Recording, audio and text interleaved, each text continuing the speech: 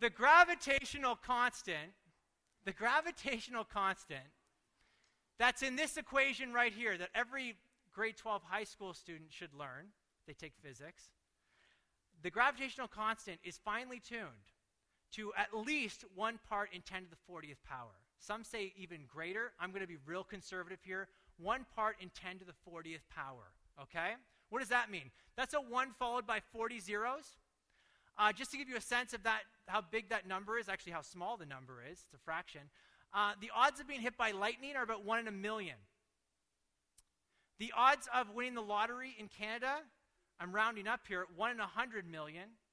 The odds of being struck by lightning twice are 1 in a trillion. And our number for the gravitational constant is with all the white zeros. Let me try and put this in perspective for you. Imagine we take the entire continent of North America and we cover it in dimes. Covered in dimes. Oh, there we go. All dimes. And then we say that's a lot of dimes. That's a lot of dimes. And then we stack them up to the moon. Okay? And I gave up here. I only did some of it. Say that's a lot of dimes.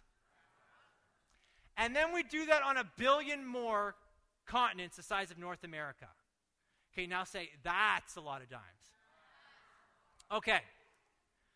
And then I paint one of the dimes red, and then I blindfold Mike and say, pick the red one out of all the dimes or you're dead. That's the chances of getting the life-permitting gravitational constant. You guys, you what? That's right. You died in the last illustration. Can you see how actually the chances of you picking the red dime are actually better than getting the gravitational constant 1 part in 10 to the 40th power? If he picked the red dime, no one in this room would say, man, you're really lucky. You'd say, Mike, you peaked. You cheated. You designed the outcome. Okay, maybe that illustration doesn't float your boat. Here's another one. If we took a tape measure and we stretched it across the entire visible universe, okay, that's a big tape measure, across the entire visible universe, and it's in 1-inch increments, and one of the inches at one point, just one, is the life-permitting inch, okay? If you go to the, which way are we going to go? If you increase the gravitational constant, just move it over 1 inch, the universe just collapses on itself. Big crunch.